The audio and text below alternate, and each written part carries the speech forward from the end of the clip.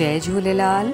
असुअ जो चंद्र दिवस एकता भाईचारे प्यार जो संदेश है। सागा शब्द चया विया असांजे संत साईं लालदास जन द्वारा त श्री झूलेलाल मंदिर झूलेलाल नगर चक्करभाटा में चंद्र दिवस जो मेलो वॾे ही हर्षोल्लास धूमधाम सां गॾु संपन्न थियो।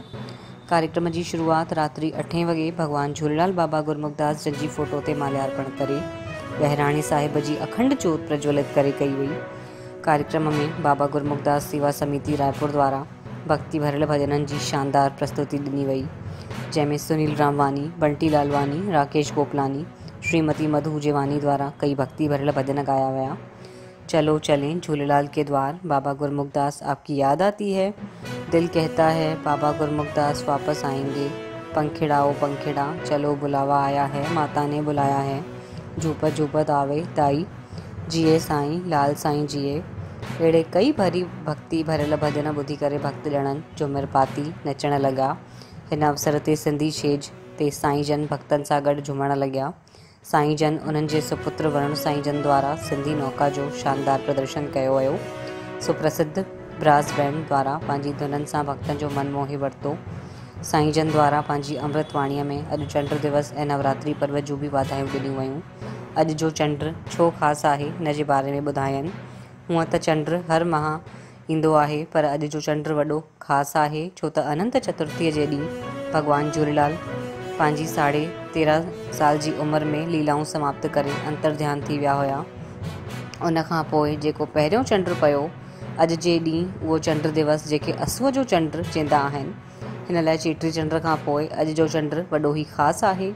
सिंधी समाज जे माण्हुनि लाइ भॻवान झूलेलाल चयो त मां काॾे नथो वञा, हमेशह तव्हां सां गॾु आहियां। जॾहिं बि तव्हांखे मुंहिंजी ज़रूरत पवंदी, कोई विपता ईंदी, कोई परेशानी तकलीफ़ हूंदी, तव्हां हमेशह मूंखे पंहिंजे आसपास पाईंदव।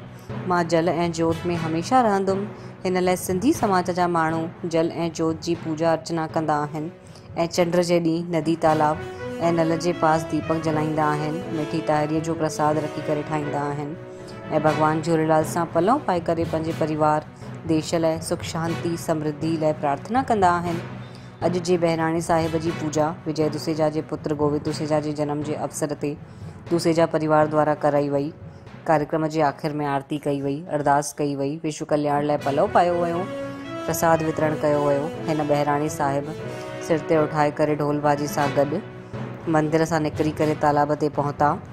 हिते विधि विधान सां गॾु साईं जन द्वारा बहिराणे साहिब जो विसर्जन कयो वियो, अखंड जोत खे तरायो वियो। पूरे कार्यक्रम के सोशल मीडिया ते लाइव प्रसारण कयो वियो, जंहिंमें घर वेठे हज़ारनि जी संख्या में परिजननि अॼु जे हिन कार्यक्रम जो आनंद वरितो। हिन कार्यक्रम में शामिल थियण लाइ सीमित संख्या में भक्तजणा बिलासपुर, रायपुर, कोरबा, मुंगेली, भाटापारा, तिल्दा, दुर्ग, भिलाई, राजनांदगांव मां शामिल थिया। हिन पूरे आयोजन खे सफल ठाहिण में बाबा गुरमुखदास सेवा समिति चक्करभाटा, बिलासपुर, श्री झूलेलाल महिला सखी सेवा ग्रुप चक्करभाटा जे सभिनी सदस्यनि जो विशेष सहयोग रहियो। जय झूलेलाल।